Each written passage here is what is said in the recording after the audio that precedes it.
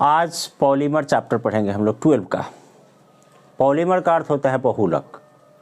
हालांकि ग्रीक भाषा का अंग्रेजी व्युत्पन्न है पॉलीमर। पॉलीमर का मतलब होता है पॉली और मर। पॉली मतलब बहुत सारा, मर का अर्थ होता है इकाई, यानी बहुत सारे इकाई मिलकर पॉलीमर बनाते हैं। तो सबसे बड़ा सवाल कि पॉलीमर से पढ़ने से हमें क्या फ़ायदा मिलेगा। इसलिए कि आजकल दैनिक जीवन की जितने उपयोग की वस्तुएं हैं, पेंट है, वार्निश है, प्लास्टिक के उपयोग की वस्तुएं हैं, वो सारे पॉलीमर से ही बने हैं, वो सब पॉलीमर ही हैं। लेकिन अब हमें देखना ये है कि इनका ओरिजिन कहाँ है, ये बने कैसे, बनाया क्यों गया और इसके स्ट्रेंथ में कैसे इजाफा किया जाए, मतलब इसकी मजबूती कैसे बनाई जाए। आजकल इसी पर होड़ चल रहा है। कोई फाइबर की कुर्सी बना रहा है तो कोई सोच रहा है इससे मजबूत कुर्सी कैसे बनाए, कम दाम में कैसे बना लें और इसको कैसे सेल कर लें, कितना ज़्यादा पैसा कमाएं और इन्वेस्टमेंट कम करें। तो ये सारा चीज़ पॉलीमर देगा। हालांकि पहले केमिस्ट्री में हम लोगों को इंडस्ट्रियल केमिस्ट्री पढ़ना होता था जिसमें इसके बारे में डिटेल जानकारी दी जाती थी, लेकिन अभी 12 के सिलेबस में हम लोग अपने सिलेबस को ही टेकअप करेंगे।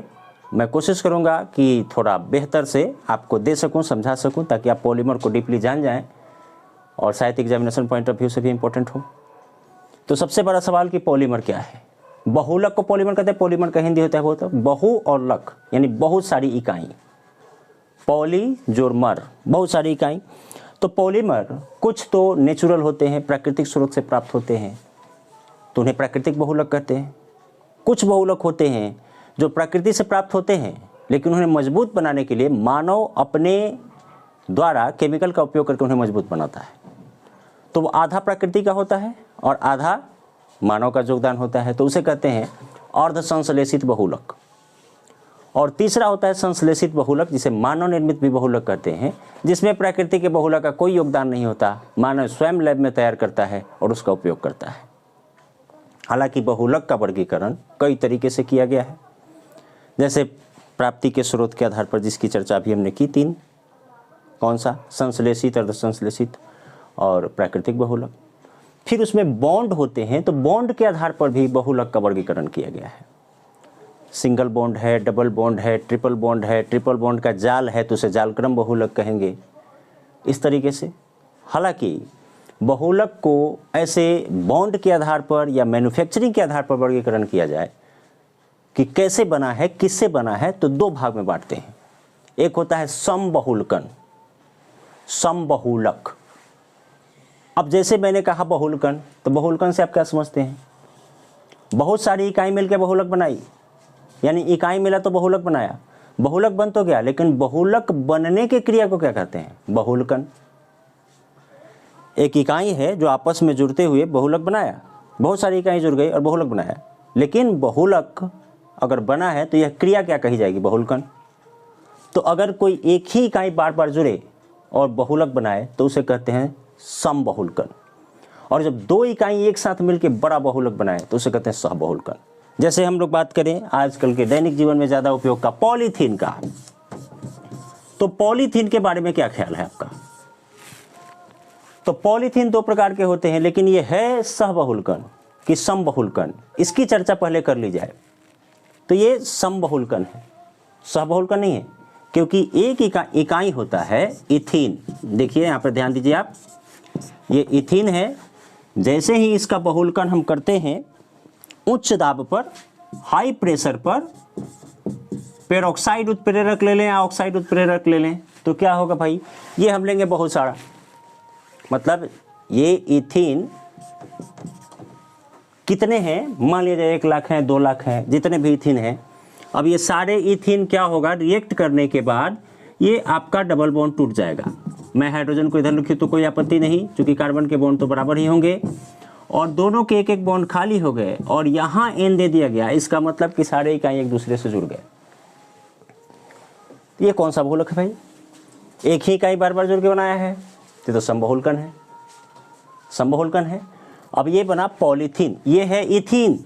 इथीन का मतलब क्या, इथीन तो केमिकल कंपाउंड है जिसे आप जानते हैं, सामान्य चीज है।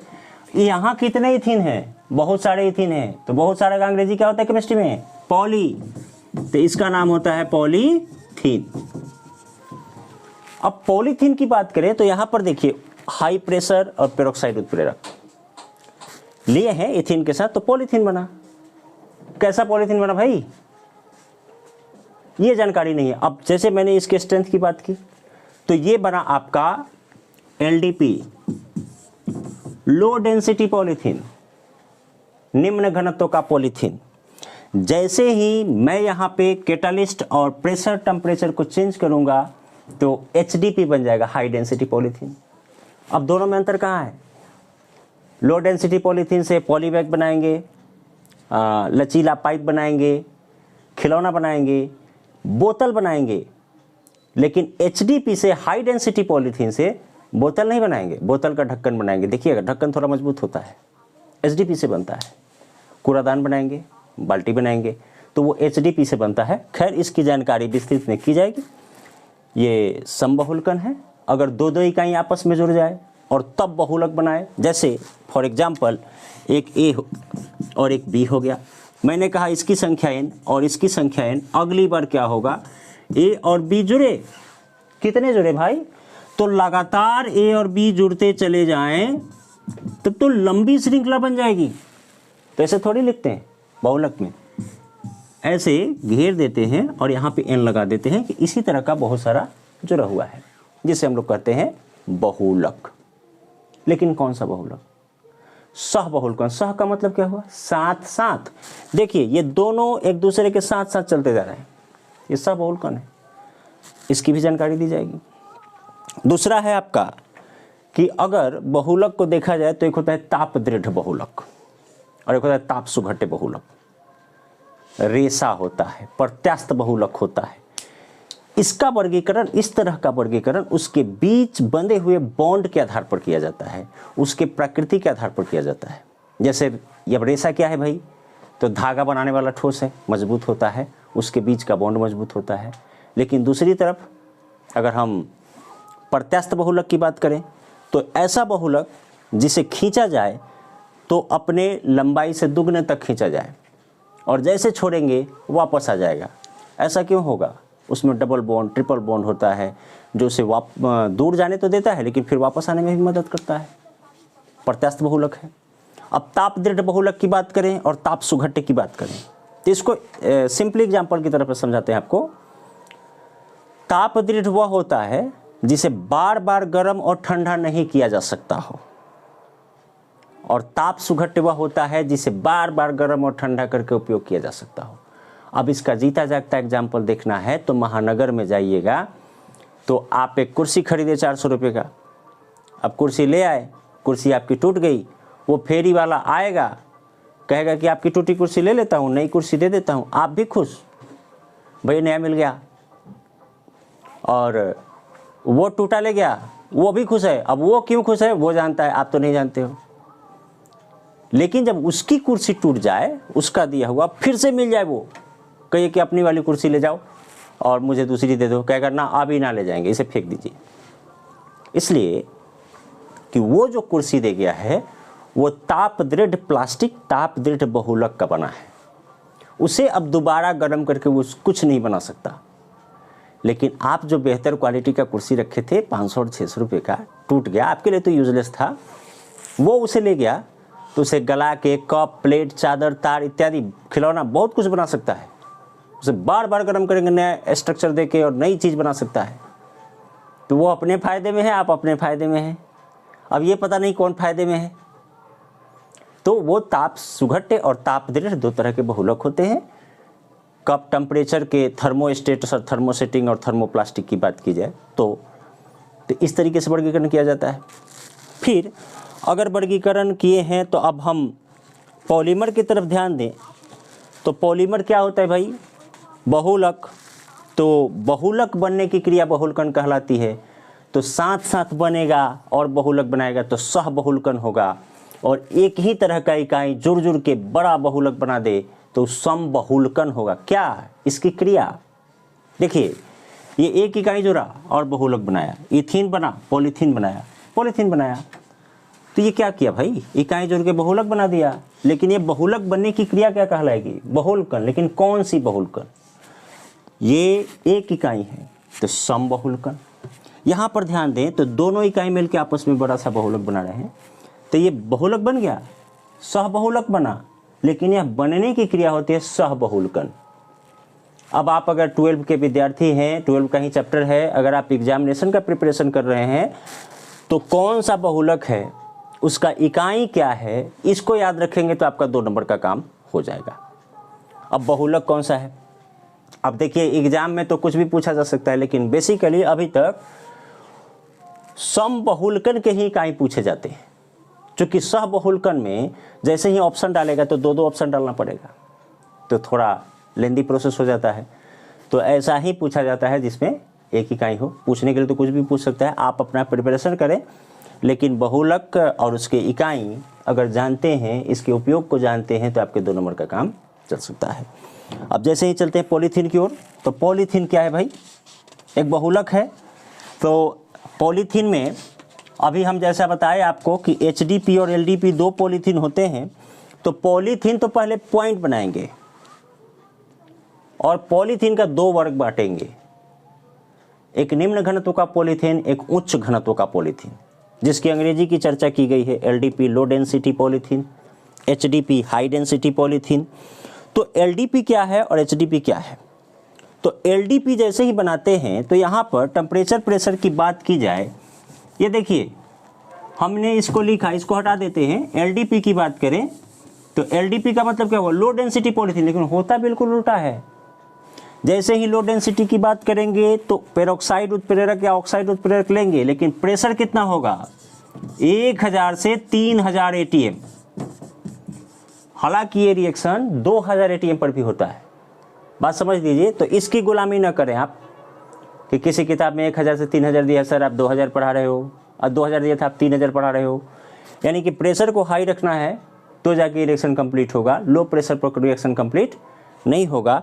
टेम्परेचर की बात करेंगे तो 473 केल्विन के आसपास टेम्परेचर इसमें देना पड़ता है।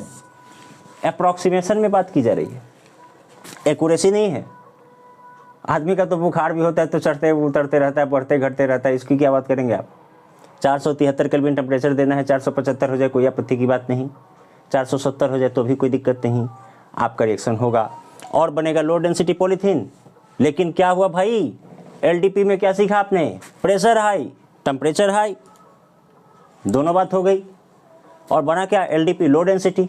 यानी निम्न घनत्व का पॉलीथीन बनाने के लिए टेम्परेचर और प्रेशर दोनों को हाई रखना पड़ेगा। जबकि अब इसका उपयोग कहाँ करेंगे, विद्युत रोधक तार बनाने में। तार के ऊपर जो कवर होता है प्लास्टिक का, LDP का होता है, लो डेंसिटी पॉलीथीन का। उसके बाद पाइप बनाते हैं, खिलौना बनाते हैं, बोतल बनाते हैं। देखिए यहाँ बोतल की चर्चा की गई, बोतल के ढक्कन की चर्चा नहीं की गई, क्योंकि बोतल का ढक्कन LDP से नहीं बनता, HDP से बनता, अभी मैंने चर्चा की थी।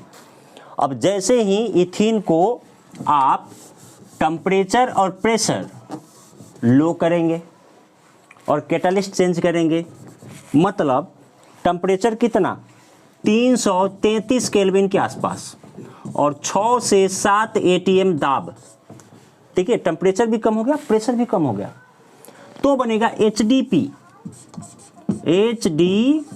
High density polythene.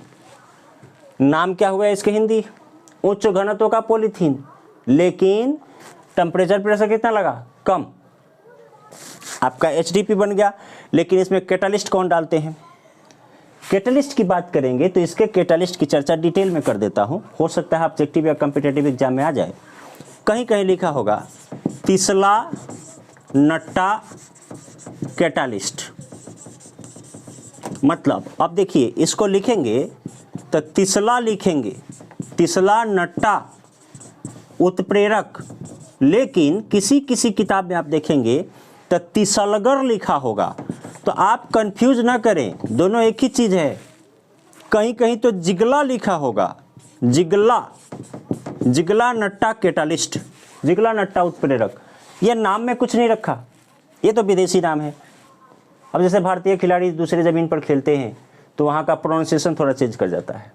कौन खेले भाई, विराट कोहली, अभी कौन खेला, महेंद्र सिंह धोनी, स्पष्ट नहीं बोल पाता, तो ये विदेशी नाम है, इसका हिंदी रूपांतरण इस तरीके का मिलेगा आपको किताब में। अब जिगला नट्टा उत्प्रेरक होता क्या है, ये होता है टाइटेनियम क्लोराइड। तो टाइटेनियम की संयोजकता 4 होती है, 4 Cl लग गए, और try ethyl aluminium, try ethyl aluminium. अब भाई इसका संरचना और इसका सूत्र क्या होगा? तो एक बात स्पष्ट है, आगे चल के नोमेनक्लेचर का भी क्लास मिलेगा। आज तो शुरुआत की है हमने कि थोड़ा सा पहले एग्जामिनेशन पॉइंट ऑफ व्यू पर चर्चा की जाए, हालांकि नोमेनक्लेचर से भी आता है, उसको भी मैं रिवाइज करूंगा। एल्युमिनियम, बताइए एल्युमिनियम की संयोजकता कितनी होती है? एल्युमिनियम का परमाणु संख्या 13, 2, 8, 3, बाहरी कक्षा में 3 इलेक्ट्रॉन, इसकी संयोजकता हो गई 3, यानी कि एल्युमिनियम कितना बॉन्ड बनाएगा? 3। चलिए इथाइल किसको बोलते हैं? इथेन का संरचना तो समझ रहे हैं आप, ये है इथेन। देखिए कार्बन के 4 बॉन्ड पूरे हैं, ऑर्गेनिक के नोमेनक्लेचर के हिसाब से इथेन है, 2 कार्बन है, ANE जोड़ेंगे, इथेन हो गया। अब इथाइल किसे बोलते हैं? किसी एल्केन से एक हाइड्रोजन कम हो जाए तो एल्काइल होता है। तो अगर इथेन से एक हाइड्रोजन कम कर दे तो क्या होगा? इथाइल। तो इथेन में कितने कार्बन और कितने हाइड्रोजन हैं? Carbon 2, hydrogen 6। अगर मैंने इसका एक हाइड्रोजन कम किया तो बनेगा C2H5। लेकिन अब ऊपर वाले पे ध्यान दें, अब आप इसमें से कोई भी हाइड्रोजन कम करेंगे तो बॉन्ड किसका कम होगा? कार्बन का। यानी कि बॉन्ड किसका कम हो गया? कार्बन का। कितने बॉन्ड कम हुए? 1। अल्युमिनियम की संयोजकता कितनी होती है? 3। तो ट्राई इथाइल C2H5 कै गो भाई? 3 गो। और एल्युमिनियम कितने? 1। एल्युमिनियम की संयोजकता 3 होती है, 3 बॉन्ड बनाता है, 3 इथाइल को पकड़ा। Try ethyl aluminium plus titanium chloride को क्या बोलते हैं? जिगलर नट्टा उत्प्रेरक। इसका उपयोग करेंगे तो बनेगा HDP, हाई डेंसिटी पॉलीथीन। अब इसका क्या करते हैं भाई? कंटेनर बनाते हैं, बोतल बनाते हैं, पाइप बनाते हैं। प्लास्टिक का जो नल आता है जिससे पानी गिराते हैं हम लोग, नल आता है, वो भी HDP से बनता है।